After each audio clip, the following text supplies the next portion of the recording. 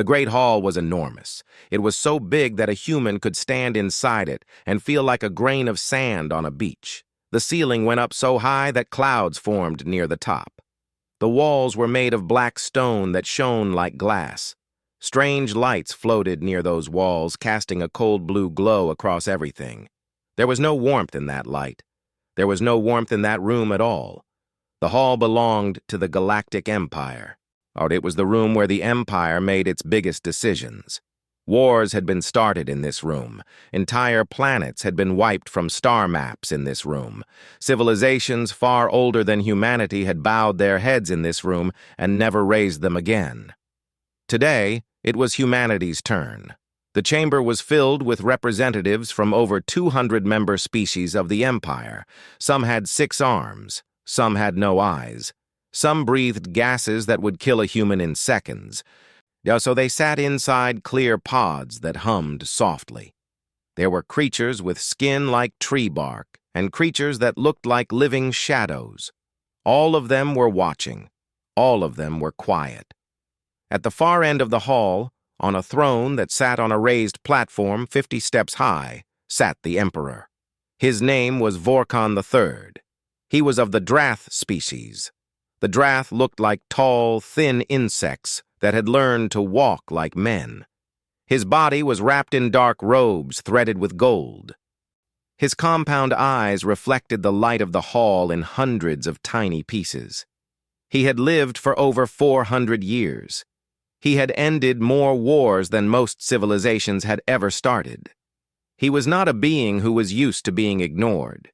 In the center of the hall, at a single small table that had been placed there on purpose to make it look small and lonely, sat humanity's envoy. His name was Marcus Hale.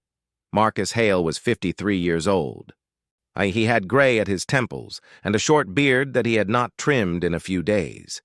He was wearing a plain dark suit, not a military uniform, not ceremonial robes. Just a suit, like a man going to a quiet meeting on a Tuesday morning. He had a cup of something warm sitting on the table in front of him. It was tea. He had brought his own tea, and he was reading a newspaper. Not a digital screen, not a data pad. An actual printed newspaper made of actual paper, folded neatly in the way that people used to fold them a very long time ago. The paper was slightly yellowed at the edges. It made a soft rustling sound every time he turned a page. The herald of the Empire stood at the base of the great throne. He was a tall Drath soldier in polished armor. He had just finished reading the official declaration of war. Every word had been chosen carefully. Every sentence had been designed to strike fear into the heart of whoever heard it. That the declaration spoke of the Empire's endless fleets, its weapons that could crack planets, its armies that had never lost a war in 600 years of conquest. When the herald finished, the entire hall went silent. Every pair of eyes, every cluster of compound eyes, every sensor and organ that different species use to observe the world, all of them turned to Marcus Hale. Marcus turned a page of his newspaper. He snickered. It was not a loud sound. It was a small, quiet sound. Like a man who had just read a joke in the back pages and found it mildly amusing. He shook his head slightly, the way a person does when something is funny but not surprising. Then he took a sip of his tea. The silence in the hall became a different kind of silence.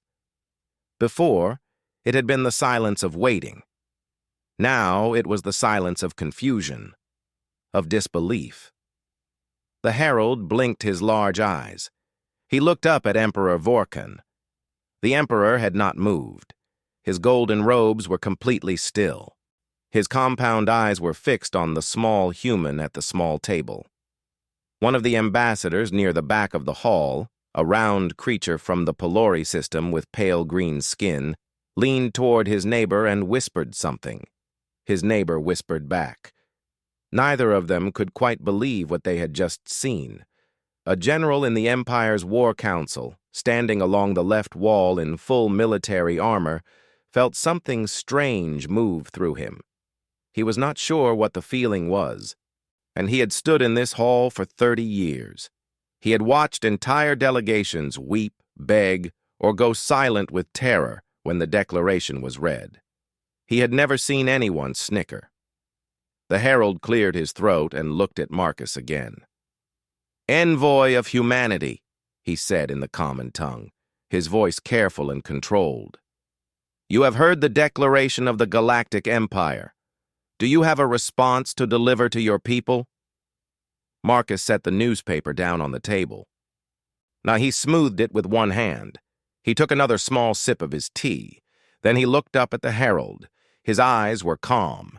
They were not brave eyes trying to look calm. They were just calm, the way a man's eyes look when he is sitting in a comfortable chair at home and someone knocks on his door. "Sure," Marcus said.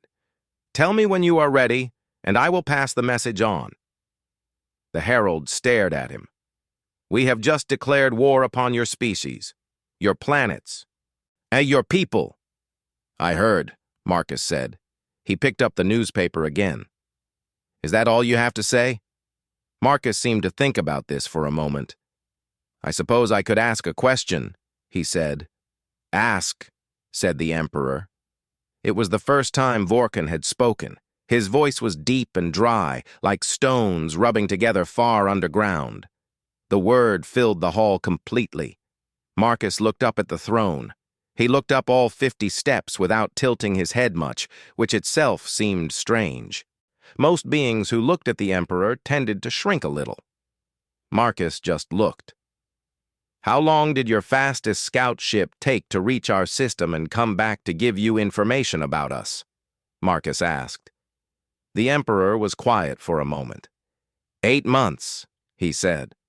Marcus nodded slowly. He looked down at his newspaper. He found his place again. "That is what I thought," he said quietly, almost to himself. He turned a page. Nobody in the hall spoke for a long moment. Yet outside the great hall, through the black walls and the floating lights and the cold stone, space was dark and full of stars. Somewhere out among those stars, far from this place, something was already moving. It had been moving for quite some time.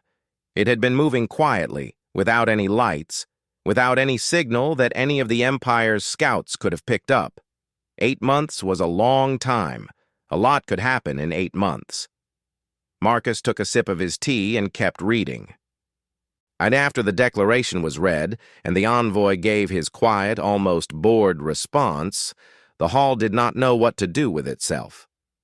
The 200 representatives sat in their seats and shifted and whispered. The military generals stood straighter, as if good posture might help them understand what had just happened. The herald stood at the base of the throne steps and looked like a man who had practiced a speech for months, only to find that his audience had fallen asleep. But Emperor Vorkan sat still on his great throne and watched Marcus hail. Marcus had finished the page he was reading. He folded the newspaper neatly and set it on the table beside his empty cup. Then he folded his hands on top of the newspaper and waited. He looked like a man sitting in a waiting room, comfortable, patient, slightly bored. Vorkan descended the steps. This was not a common thing. The Emperor of the Galactic Empire did not usually walk down from his throne to speak to anyone. And that was what the steps were for. The steps were there to remind everyone of the distance between the Emperor and everyone else. When he came down those steps, every being in the hall noticed. Some of them leaned forward. Some of them held very still. Vorkan walked across the smooth black floor toward the small table in the center of the hall. He was tall, even for a Drath. His footsteps made a soft clicking sound. His golden robes moved quietly around him. Then he stopped about 3 body lengths from the table and looked down at Marcus. "You are either very brave," the Emperor said, "or very foolish." Marcus looked up at him. "People keep saying that to me," he said. "I have never been sure which one it is." One of the generals along the wall made a sound. It might have been a cough. It might have been a laugh that was stopped very quickly. Vorkan's compound eyes caught the light. "Do you understand what has just been declared in this room?" What, do you understand what the Empire's war machine looks like? Have your people seen our fleets? Some of them, Marcus said. The ones your scouts let us see. There was a pause. What does that mean? The Emperor asked.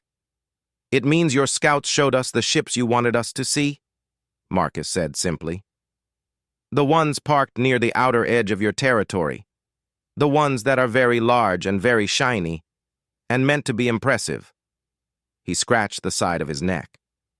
They are impressive. By the way, very shiny. The Emperor was quiet for a moment. Around the hall, the whispering had stopped completely. Every creature that could hold its breath was holding its breath. You are saying, Vorkan said slowly, that you believe we were showing you only part of our strength. I am saying everyone does that, Marcus said. We do it too. It is not a criticism. It is just a thing that people do. You show your neighbor your nice car, not the broken one in the back. A normal. Vorkan stared at him. After a long moment, he spoke again. Your species has 17 planets. We have over 4,000. Your oldest warship is 40 years old. Our newest warship was built yesterday. Your total population is 11 billion. We represent 400 trillion beings across the galaxy. He paused. And you are sitting here reading a newspaper. Marcus looked at the newspaper on the table. Then he looked back at the Emperor. It is a good newspaper, he said. A small, strange sound moved through the hall. It was not quite laughter. It was something in between surprise and disbelief. The Emperor did not find it amusing. General Harrock, he said without turning his head. A Drath general stepped forward from the left wall. He was enormous, even by Drath standards, his armor thick and dark, his bearing the kind that comes from commanding real battles in real wars. What, my Emperor? Tell the envoy what our first fleet alone is capable of. General Harrock looked at Marcus. His voice was flat and professional, the way a very dangerous man's voice often is. The first fleet consists of 9,000 warships. The smallest among them can destroy a city from orbit in under a minute. Our flagship, the Eternal Conquest, carries weapons capable of splitting the crust of a planet. We have used them. We have used them 12 times in the last century. There are 12 dead worlds at the edge of our territory that were once full of life. Marcus listened to all of this. He nodded slowly, the way a person nods when someone is giving them directions and they are trying to remember them. That is a lot of ships, he said. 9,000, Harrock repeated, as if Marcus had not understood the number. I heard you, Marcus said. 9,000, yes. And that is only the first fleet, Harrock said. We have 7.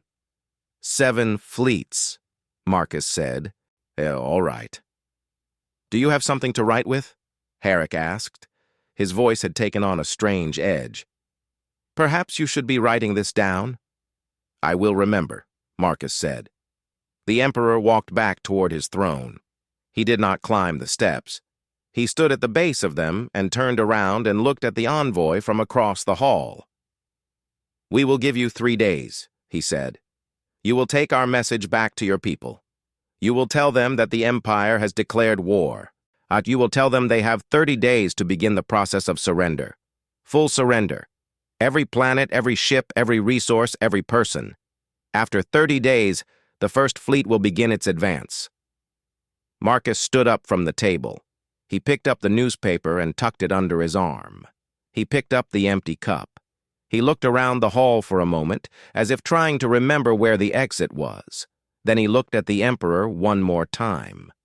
I will pass on the message, he said. Good, said the Emperor. Can I ask one more question? The Emperor made a small gesture with one thin hand. Go ahead. In your 600 years of conquest, Marcus said, how many civilizations have you given a warning to before attacking? Vorkan considered this. All of them, he said. It is tradition. It gives them a chance to surrender without bloodshed. And how many of them surrendered? Most of them, the Emperor said. And the ones that did not? They are gone, the Emperor said. Marcus nodded. He looked at the floor for a second, then back up. The ones that surrendered, he said. Are they doing okay? Are they comfortable? The hall was very quiet. They exist, the Emperor said. They serve. They are alive. Marcus seemed to think about this. He nodded one more time, slowly. Then he said, "Thank you," and walked toward the door. He did not walk quickly. He did not look back. His footsteps were quiet on the black floor. The newspaper was tucked under his arm. The empty cup was in his hand. The 200 representatives watched him go. The generals watched him go. The Emperor watched him go. Nobody said anything until he was completely out of the hall and the great doors had closed behind him. Then the Pelori ambassador with the pale green skin turned to his neighbor again. "What just happened?" he whispered. His neighbor had no answer. General Harrock walked to the Emperor's side and spoke quietly. "He did not seem afraid, my Emperor." "No," said Vorkin. "He did not. Should that worry us?" The Emperor looked at the doors for a long moment. Outside, somewhere in the corridors of the great palace, a small human man was walking to the hangar bay with a newspaper under his arm and an empty cup in his hand. "Probably not," said the Emperor, but he was not entirely sure. And that was new. That was something he had not felt in a very long time. Marcus Hale's ship left the Empire's central station at a calm and unhurried speed. The station was enormous, the size of a small moon, ringed with gun platforms and patrol ships that bristled with weapons. As his small diplomatic vessel moved away from it, those patrol ships watched him go. They always watched him go. They had been watching human ships very carefully for years. They never saw anything unusual. That was the point. Marcus sat in the back of the ship with his feet up on the seat across from him. His aide, a young woman named Petra, was sitting at the small table with a data pad in her hands. She was 28 years old and very good at her job. She had been in the room during the declaration. She had not snickered. She had sat very still with her hands folded and her face completely blank, which had taken considerable effort. "You really could not help yourself, could you?" she said, but not looking up from the data pad. "I could have helped myself," Marcus said. "I chose not to. There are 400 trillion of them." "There are," he agreed. "And you snickered." "It seemed like the right response," he said. Petra set down the data pad and looked at him. "The right response to a declaration of war from the largest military force in the known galaxy was to snicker and read the newspaper. The farming report on page 12 was genuinely interesting," he said. "The wheat yield situation on New Bremen is going to be a problem if we do not deal with it before spring. Someone should look into that." Petra stared at him for a moment. Then she picked up the data pad again. "I will flag it," she said. Marcus looked out the small window at the stars. His face, in the quiet of the ship, looked different from how it had looked in the great hall. In the hall it had been relaxed. Here, alone, it was something else. Not afraid, not nervous, thoughtful, and in the way that a man is thoughtful when he is carrying something very heavy and has been carrying it for a long time. He had been playing this role for 11 years. Humanity had found the Galactic Empire's outer scouts 17 years ago. Before that, humans had believed they were alone or close to alone in the galaxy. The discovery of the Empire had changed everything overnight. It was not the exciting, a hopeful kind of change that people had dreamed about for centuries when they looked at the stars. It was the cold, sharp kind of change that comes when you are walking in the woods and realize you are not the biggest thing there. The Empire was ancient, it was powerful, and it expanded. That was what it did. It found civilizations, assessed them, and absorbed them. The strong ones were given more time before being absorbed. The weak ones were absorbed quickly. None of them were left alone. Humanity's leaders had read every piece of information they could find about the Empire in the first 3 years after discovery. They had studied how it had dealt with every civilization it encountered. They had looked at the species that had fought back and lost, the species that had surrendered and become servants, the species that had tried to negotiate and ended up as servants anyway. They had seen a pattern. The pattern was simple. The Empire was very good at seeing what was in front of it. Fleets, weapons, planets, population numbers, things that scouts could count and report. What it was not good at was looking in the dark. It sent its scouts along known routes, at known speeds. It mapped what was mappable. It understood what was understandable. It had never met a civilization that understood this about it and used it. Humanity decided to be the first. For 17 years, Earth's governments had been running 2 programs at the same time. The first program was the one the Empire's scouts could see.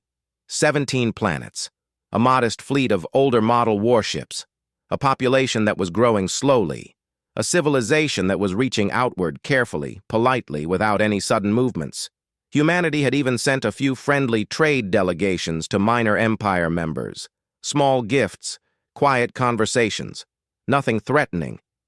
The second program was invisible.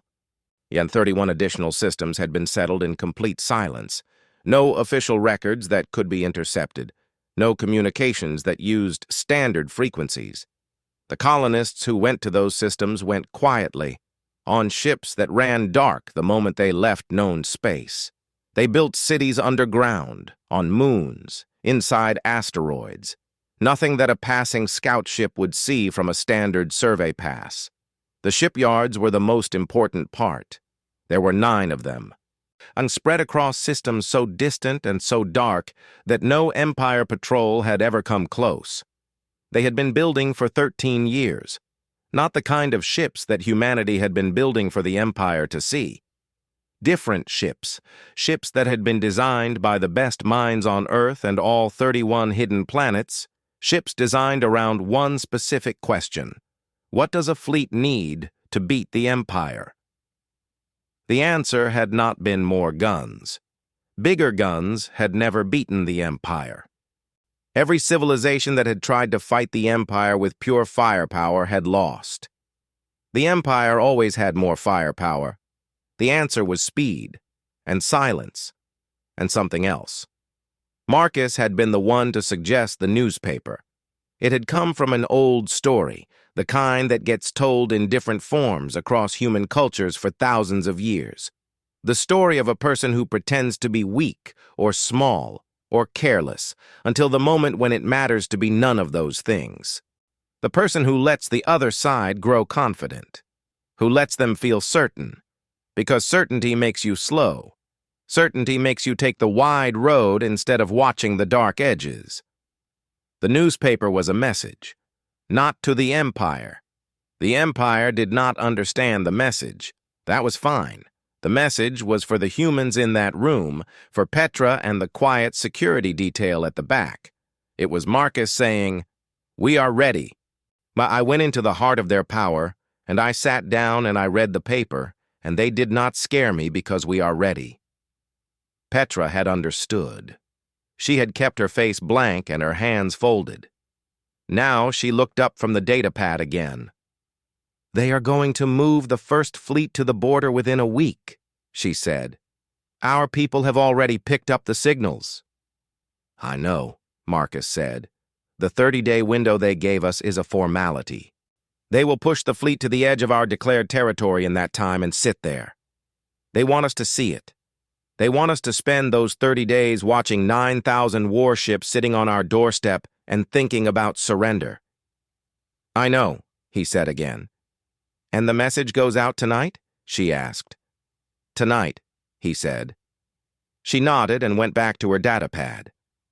The ship moved through the dark, and the stars outside were cold and beautiful and completely silent. And somewhere behind them, the Empire was preparing.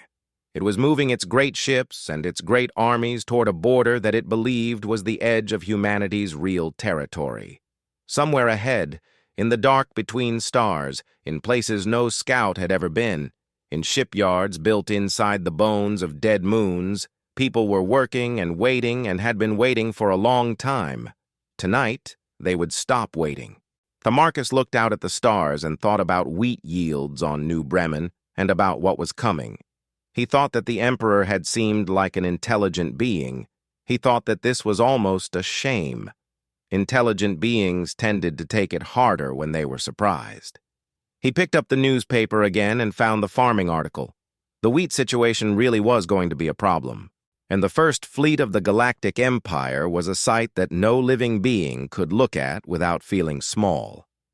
9,000 warships moving together through space looked like a city that had decided to get up and walk. The smallest ships were still larger than the biggest buildings most species had ever built. The biggest ships were so large they bent the light around them slightly. When they moved in formation, their engines made a combined output that could be detected by sensors 3 star systems away. They were not trying to be quiet. They never needed to be quiet. That was the point of having 9,000 warships. Admiral Sec was in command of the First Fleet. She was Drath, like the Emperor, but younger, only 180 years old, which in Drath terms made her relatively new to senior command. Or she had earned her rank by fighting a nasty border conflict on the Empire's eastern edge 8 years ago and winning it decisively. She was the kind of commander who planned every possible thing and then planned what to do if all her plans went wrong. She stood on the bridge of the Eternal Conquest, the flagship, and watched the stars move past on the long viewing screen. They were 3 days into the advance toward humanity's declared border. She had 17 days left before the deadline ended. "Sensor report," she said. Her sensor officer, a young Drath named Vel, looked at his screens. "Standard human signals from the known systems, Admiral. Radio traffic, commercial traffic, some defensive positioning of their smaller ships near the inner planets. Their official military channel broadcast a statement this morning." "What did it say?" Vel read from the screen. It said that the people of humanity have received the Empire's message and are in the process of deliberating. It asks for calm and requests that no civilian vessels be harmed during any military actions." Sec looked at the screen. "Deliberating," she said. "Yes, Admiral. They have 17 days left, and they are deliberating." "It appears so." She was quiet for a moment. Something about this bothered her. She had dealt with other civilizations in their final days before absorption, and they did not deliberate. They panicked. They sent frantic diplomatic messages. They moved their ships into positions that made no tactical sense but felt like doing something. They begged, or they threw everything they had at you in one desperate and hopeless charge. Or they went silent and simply stopped responding. Humanity was deliberating.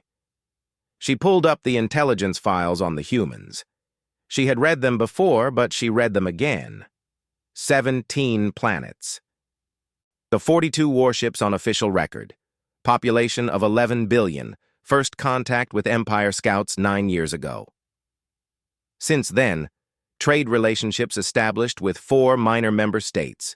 1 minor diplomatic incident involving a border survey vessel that had been resolved quickly and quietly. The envoy, Marcus Hale, had been their representative for the last 6 years. He had visited the central station 3 times before this last visit. Nothing in the file was alarming. And as she put the file down and looked at the stars again, on the 14th day, something changed. It was not a dramatic change. It was the opposite of dramatic. The censor officer, Vel, came to Sec's side with a puzzled look on his face. "Admiral," he said quietly, "the human signals have stopped." "Stopped?" "All of them. Radio traffic, commercial channels, military broadcasts. Everything. 3 hours ago, it all went silent." Sec turned to face him fully. "Is all 17 systems?" "All 17, Admiral, simultaneously." She walked to the sensor station herself and looked at the screens. He was right. The space that humanity occupied was completely silent, not the silence of a civilization that had been destroyed. There were no explosion signatures, no debris fields, no emergency signals. Just silence, as if someone had flipped a switch. "Are our sensors functioning?" she asked. "Yes, Admiral. We are picking up stellar activity. Background radiation, standard readings from everything in range. Just no human signals."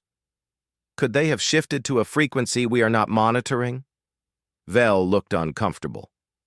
"We monitor every frequency that any known civilization uses, Admiral. They would have to be using something completely new." Something moved in Sek's chest. She was not sure what the word for it was. It was a cousin of the feeling the Emperor had felt after the envoy left the Great Hall. Not fear, exactly. And something quieter than fear, and in some ways worse. "Increase to full advanced speed," she said. "I want to reach the border in 3 days, not 7. "Admiral?" "Full speed," she said. "Now."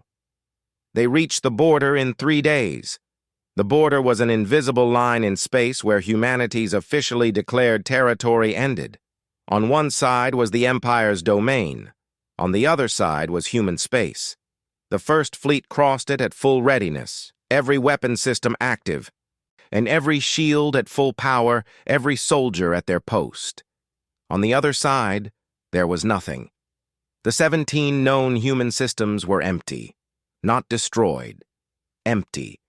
The planets were there. The moons were there. The orbital stations were still intact. But every ship was gone. Every person was gone. Every living thing that could be moved had been moved. Even the animals and the crops and the stored food. It was as if humanity had known exactly when to leave and had left neatly, carefully, and without panic and without waste. Sek stood on the bridge of the eternal conquest and looked at the empty systems on the screen and felt something she had not felt since she was a very young soldier, seeing real combat for the first time. "Where are they?"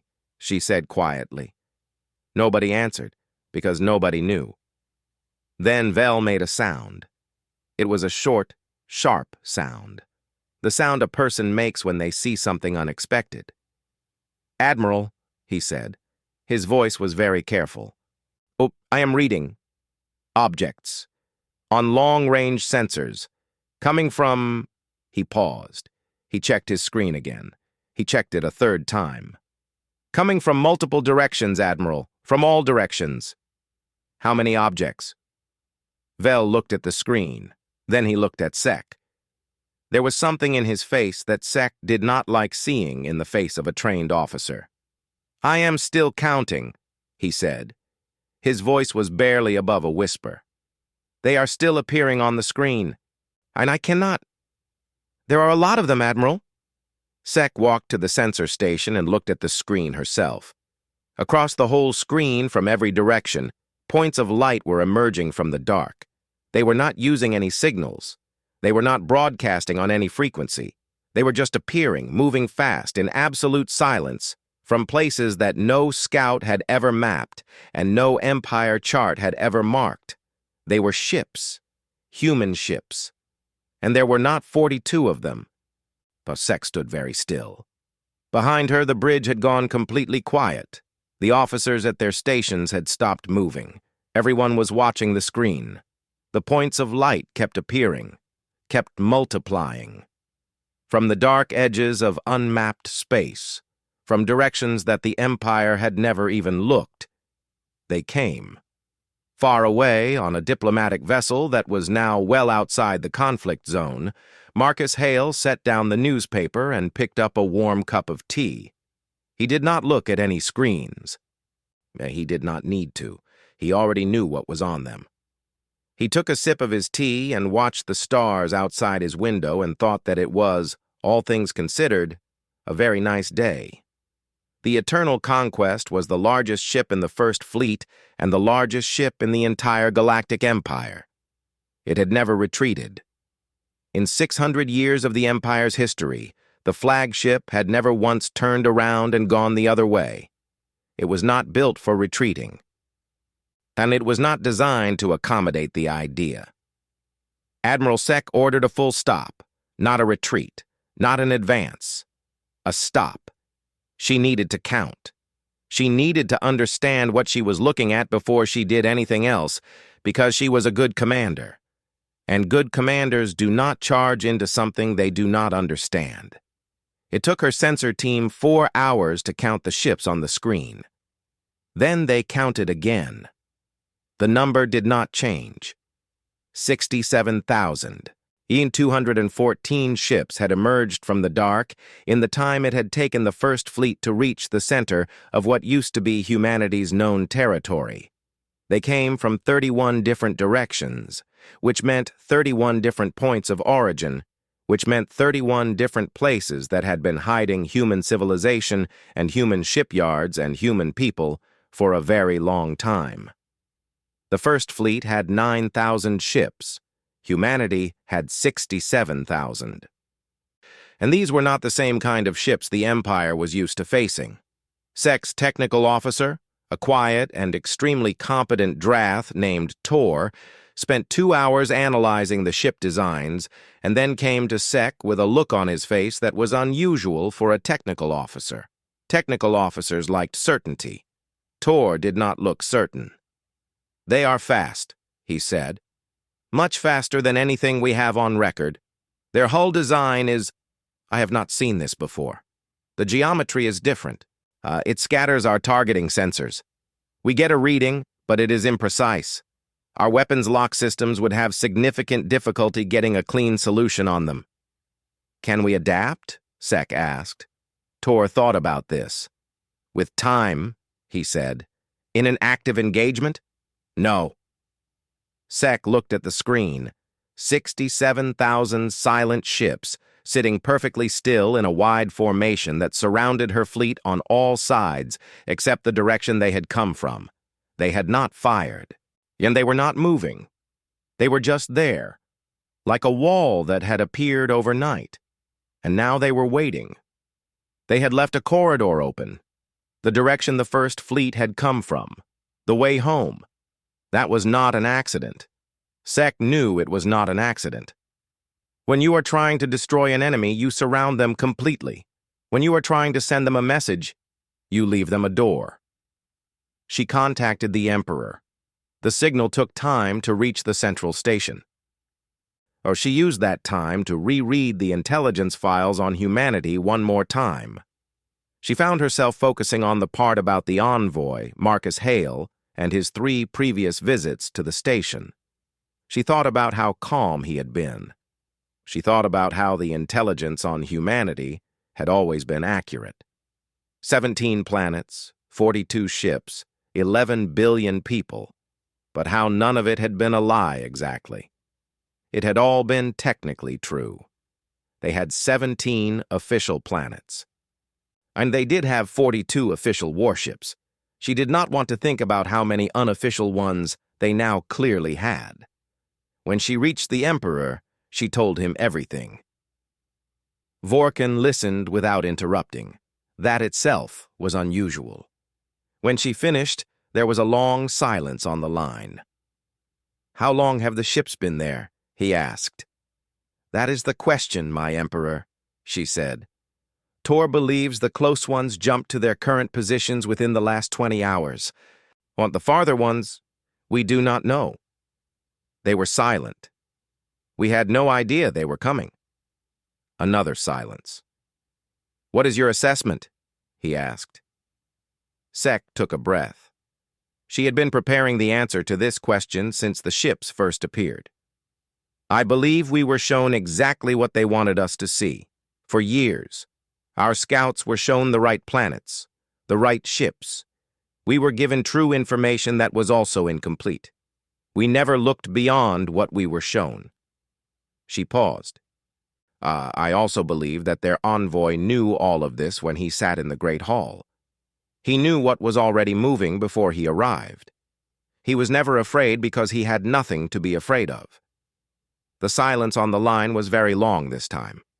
"And the corridor they have left open," the Emperor said. "Yes, my Emperor. That is also a message. Yes, she said. I believe so. Back on his diplomatic vessel, Marcus Hale received a signal. He read it. He set down his tea. And he picked up the newspaper, thought about it, and put it back down. Then he stood up, straightened his jacket, and walked to the front of the ship. We have been invited back, he said to Petra. She looked up from the datapad. By the Emperor? By the Emperor, he confirmed. She looked at him for a moment. Is it safe? Probably, he said. That is not the most comforting answer. No, he agreed. But it is an honest one. They turned the ship around. When Marcus walked back into the Great Hall of the Galactic Empire, it looked different. Not physically different. The black walls were the same. The floating lights were the same cold blue. The throne was still 50 steps up, but the feeling in the room was different. The 200 representatives were there again, but they were quieter. The military generals along the walls stood just as straight, but their faces were different. And they were the faces of people working very hard to look like nothing had changed. Emperor Vorkon did not come down the steps this time. He stayed on the throne. But he leaned forward slightly, and when he spoke, his voice was different too. Not small. Vorkon did not have a small voice, but different. Your people have made their point, he said. Marcus stood at the small table. The cup was there again. Petra had made tea. He did not sit down this time. He stood with his hands in his pockets, which was either very casual or very rude, and he did not seem concerned about which one it was. We were not trying to make a point, Marcus said. We were trying to answer a question. What question? The one you asked without asking, Marcus said. You wanted to know if we were weak. The declaration of war was a test, the way it always is with you. A test to see how we would respond. If we panicked, we were weak. If we begged, we were weak. If we did something sensible in the face of it, maybe we were not. The Emperor looked at him. And the newspaper? Marcus almost smiled. The newspaper was for us, not for you. It was to remind ourselves that we were not afraid, that we had done the work, that the test was yours, not ours. The hall was completely quiet. You have been preparing for 17 years, the Emperor said. We started the day we found your scouts, Marcus said. We hoped it would never come to this. We are not a species that wants war, not even a little. But we are a species that reads history. And history said that with you, if you are too small to matter, you get absorbed. If you are strong enough to be a real problem, you get negotiated with. He tilted his head slightly. We decided we would rather be negotiated with. Vorkon sat back on the throne. He was quiet for a long time. Around the hall, no one moved. No one whispered. Even the creatures in the pressurized pods were still. "The 67,000 ships," the Emperor said at last.